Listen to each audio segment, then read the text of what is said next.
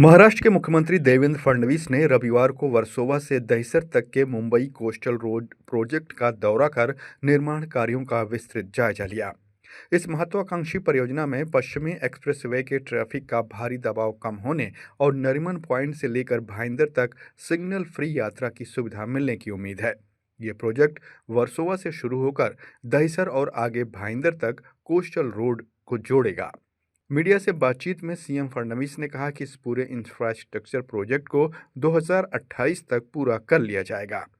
CM के साथ इस दौरान मुंबई के mayor Ritu Tawde सहित कई दूसरे नेता और अधिकारियों की मौजूदगी रही। देखते हैं सीएम ने इस दौरान क्या कुछ कहा।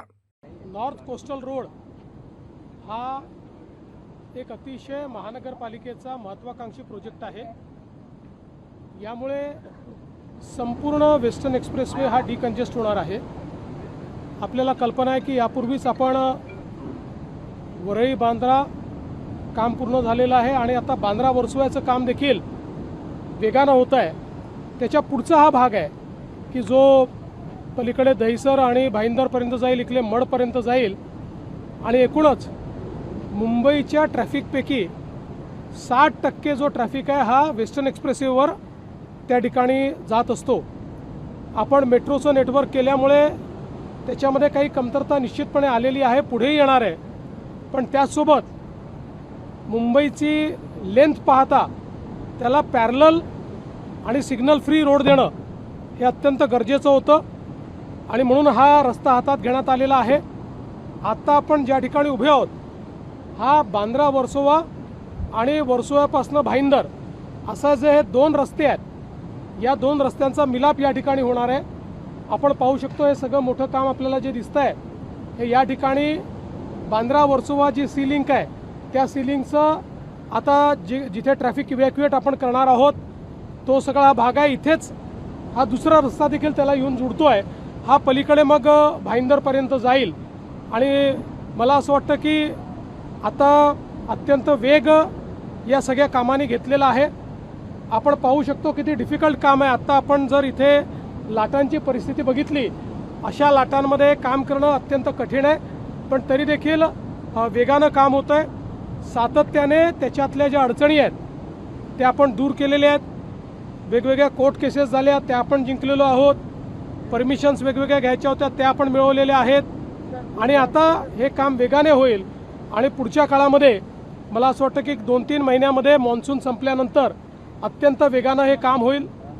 प्रयत्न असा आहे की बांद्रा वर्सोवा मार्च 28 पर्यंत संपला पाहिजे आणि वर्सोव्यापासून भाईंदरपर्यंतचा जो आपले हे कनेक्टर्स आहेत सगळे वेगवेगळे हे सगळे डिसेंबर 28 पर्यंत संपले पाहिजेत।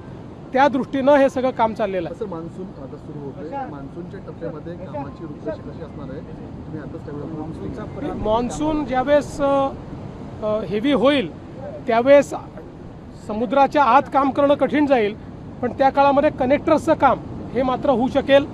त्यामुळे सगळं प्लॅनिंग करताना मॉन्सूनमध्ये काय करायचं आणि फेअर सीझनमध्ये काय करायचं या संदर्भातलेच सगळे आराखडे तयार केले आहेत आणि आम्ही सगळे त्याच्यावर पूर्णपणे नजर ठेवून आहोत। वॉर रूमच्या माध्यमातून सातत्याने त्याचं शेड्यूल काय होतं, शेड्यूल प्रमाणे चाललं आहे की नाही, शेड्यूलच्या मागे आहे तर का मागे आहेत, त्यात काय अडचणी आहेत त्या अडचणी आम्ही दूर करतो। त्या ठिकाणी शेड्यूल जे आहे त्याप्रमाणे ते काम झालं पाहिजे याकरता त्यांना यंत्रणा वाढवायला लावतो। असं सातत्याने प्रति दिवशी याचं मॉनिटरिंग चाललेलं आहे।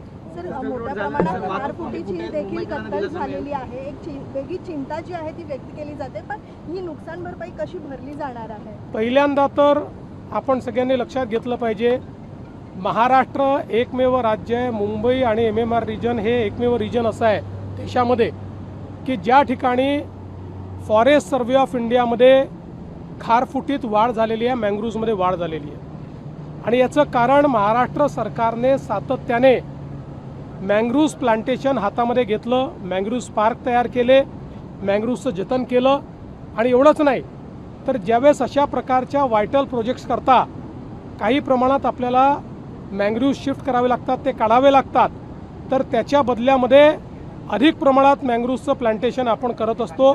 त्यामुळे कुठल्याही परिस्थितीत खारपुटीच्या संदर्भात, मँग्रोव्हच्या संदर्भात कुठलंही कॉम्प्रोमाइज नाही, तर महाराष्ट्रामध्ये ते आम्ही वाढवतो आणि आता पुढचा सर्वे जेव्हा येईल त्याही वेळेस महाराष्ट्र नंबर 1च असेल. सर, काल तुम्ही भीमाशंकरच्या प्रकल्पाची देखील पाहणी केली होती.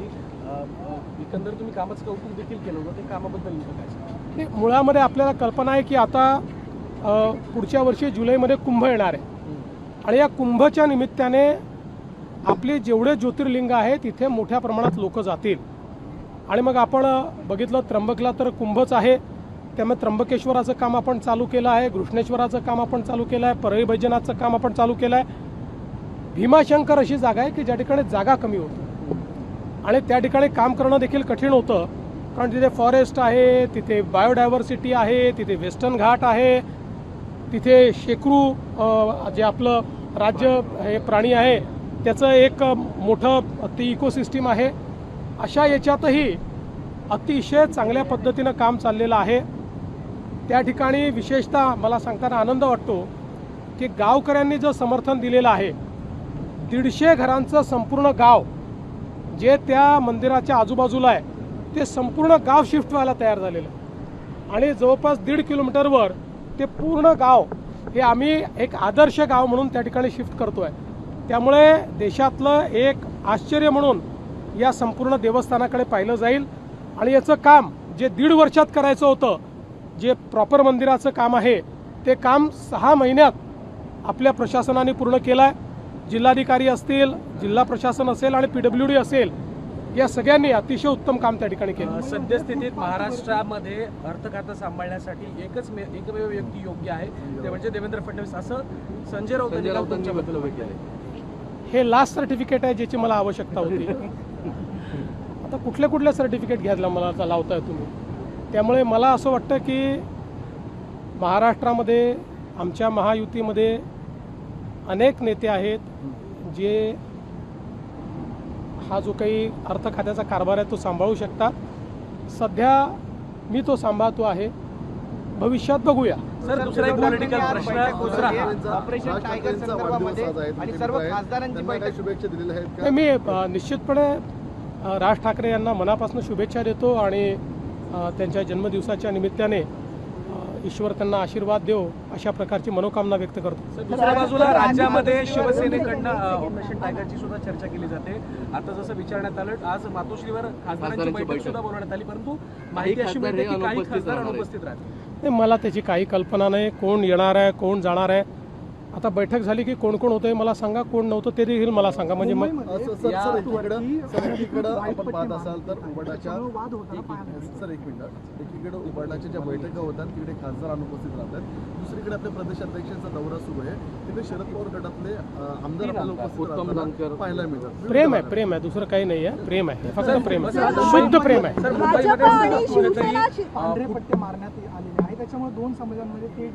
पहिल्यांदा तर मला असं वाटतं की कोणीही कुठल्याही समाजाला एकमेकासमोर उभं करणं हे योग्य नाही.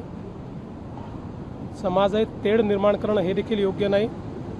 एखाद्या समाजाची एखादी परंपरा असेल तर ती परंपरा त्यांनी सांभाळली पाहिजे, इतर समाजांनी त्याचा एक प्रकारे मला असं वाटतं की आदर केला पाहिजे आणि इतर समाजाचा आदर देखील ज्यांची परंपरा आहे त्यांनी केला पाहिजे. दोघांनी एकमेकाचा आदर करणं हे मला असं वाटतं की आपल्या संस्कृतीत एकमेकाचा आदर करणं हेच महत्त्वाचं आहे. विनाकारण प्रत्येक गोष्टीला वादामध्ये नेऊन त्याच्यामध्ये राजकारण ओतणं यांनी कधीच फायदा होत नाही, त्यांनी मतं देखील मिळत नाही. या सगळ्या प्रकाराला सांस्कृतिक दहशतवाद म्हणून मनसेकडनं संबोधित केलं जातं, हे कितपत? मी तुम्हाला एक सांगू का, अनेक वेळा चर्चेत राहण्याकरता वेगवेगळे लोक वेगवेगळ्या गोष्टी करत असतात. त्या प्रत्येक गोष्टीला मुख्यमंत्री म्हणून मी बोललंच पाहिजे, प्रतिक्रिया दिलीच पाहिजे असं मला वाटत नाही.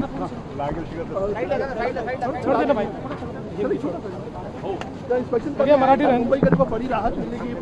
बहुत अच्छा ये आज हम लोग देख रहे हैं. यहाँ पर ये जो नॉर्थ कोस्टल रोड है उसको हम देख रहे हैं और इसका कार्य कैसा चल रहा है, इसके कारण मुंबई को बड़ी राहत मिलेगी. मुंबई का 60% ट्रैफिक ये वेस्टर्न एक्सप्रेसवे से जाता है और उसको डीकंजेस्ट करने के लिए अब सीधा जो हम लोग देख सकते हैं कि नरीमन पॉइंट से लेकर तो भाईंदर तक सिग्नल फ्री रोड हम लोग एक प्रकार से इससे तैयार कर रहे हैं। सर कब तक चालू हो जाएगा प्रोजेक्ट? ये हम लोगों का प्रयास है कि पूरा कंप्लीट प्रोजेक्ट ये अक्टूबर, नवंबर या दिसंबर 2028 तक हो जाए। Okay, thank you sir.